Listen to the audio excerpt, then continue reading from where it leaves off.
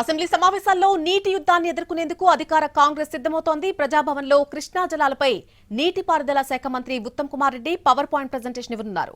కృష్ణా జలాల నీటి వివాదాలపై కాంగ్రెస్ మంత్రులు, ఎమ్మెల్యేలు, ఎమ్మెల్సీలకు అవగాహన పెంచేందుకు ప్రభుత్వం ఈ నిర్ణయం తీసుకుంది.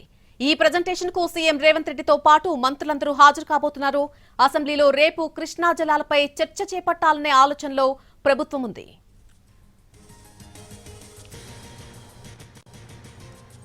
అసెంబ్లీ సమావేశాల్లో నీటి యుద్ధాన్ని ఎదుర్కొనేందుకు అధికార కాంగ్రెస్ సిద్దమవుతోంది. ప్రజాభవన్లో కృష్ణా జలాలపై నీటిపారుదల శాఖ మంత్రి Uttam Kumar Reddy PowerPoint presentation ఇవ్వబోతున్నారు.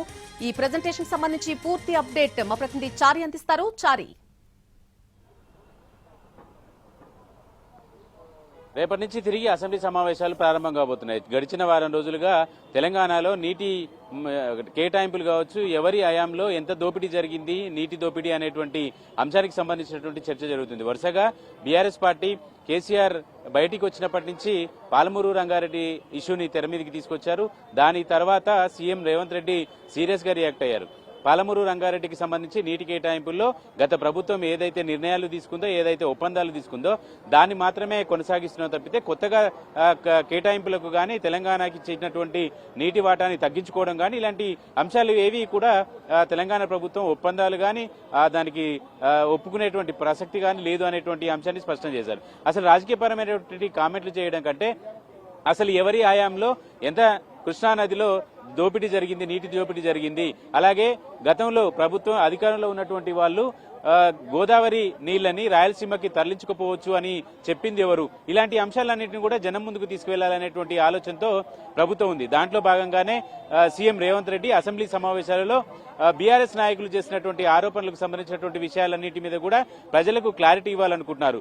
ఎవరి హయాంలో ఎలాంటి నీటి కేటాయింపులు జరిగాయి, తెలంగాణకి ఉమ్మడి ఆంధ్రప్రదేశ్లో కంటే తెలంగాణ వచ్చిన 10 ఏళ్లలో ఎంత నష్టం జరిగింది, ఏపీ గడిచిన 10 ఏళ్లలో ఏపీలో ఉన్నటువంటి ప్రభుత్వాలు ఎన్ని ప్రాజెక్టులని నిర్మించుకుంది, అక్కడ ఎన్ని నీళ్లు తరలించకపోయింది అనేటువంటి అంశాలకు సంబంధించినటువంటి విషయాలన్నింటి మీద కూడా చర్చించాలనేటువంటి అభిప్రాయానికి వచ్చింది. దాంట్లో భాగంగానే రేపు అసెంబ్లీలో కృష్ణా బేసిన్ లో ఉన్నటువంటి నీటి ప్రాజెక్టులకు సంబంధించినటువంటి విషయాలు కావచ్చు, ఇతరత్ర అంశాలన్నింటి మీద కూడా చర్చించాలనేటువంటి నిర్ణయానికి ప్రభుత్వం వచ్చింది. రేపు అసెంబ్లీలో చర్చకు పెట్టాలనేటువంటి అభిప్రాయంతో కూడా ఉంది. దాంట్లో భాగంగానే ఇప్పటి వరకు ఉన్నటువంటి కేటాయింపులు కావచ్చు, జరిగినటువంటి కేటాయింపులు కావచ్చు, వివిధ రకాల ఒప్పందాలు ఎలా జరిగినాయి, సిడబ్ల్యూసీ ఇచ్చినటువంటి అనుమతి ఏంటి, సిడబ్ల్యూసీ నిజంగానే నీటి కేటాయింపులను తెలంగాణ ప్రభుత్వం తగ్గించుకుందా, ఇలాంటి అంశాలన్నింటినీ కూడా పార్టీకి సంబంధించినటువంటి ముఖ్య నాయకులు, అధికార ప్రతినిధులు, కార్పొరేషన్ చైర్మన్లు, ఎమ్మెల్యేలు, మంత్రులందరికీ కూడా అవగాహన ఉండాలి. కాబట్టి ఈ రోజు పూర్తి స్థాయిలో మరి కాసేపట్లోనే అవగాహన పెంచేటువంటి కార్యక్రమంలో భాగంగా మంత్రి ఉత్తమ్ కుమార్ రెడ్డి, ఇరిగేషన్ శాఖ అధికారులు, మంత్రి Uttam Kumar Reddy power point presentation చేయబోతున్నారు.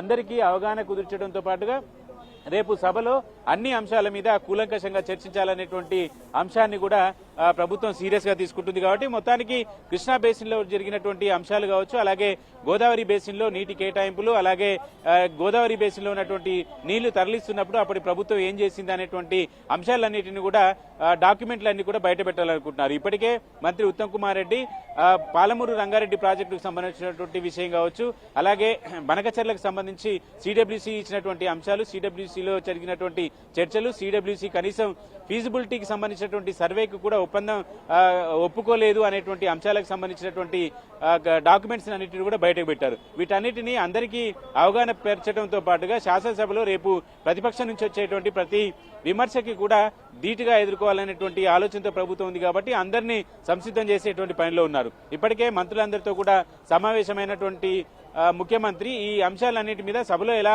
వ్యవహరించాలనేటువంటి అంశాలన్నింటి మీద కూడా అందరికీ అవగాహన కల్పించడంతో పాటు దిశానిర్దేశం కూడా చేశారు. అందుకు అనుగుణంగా సభలో ప్రభుత్వం నుంచి ధీటుగా వాదనలు వినిపించాలనుకుంటున్నారు. కాబట్టి పూర్తి స్థాయిలో అందరికీ అవగాహన పెంచే విధంగా పవర్ పాయింట్ ప్రజెంటేషన్ ని మరి కాసేపట్లో ఉత్తమ్ కుమార్ రెడ్డి చేయబోతున్నారు.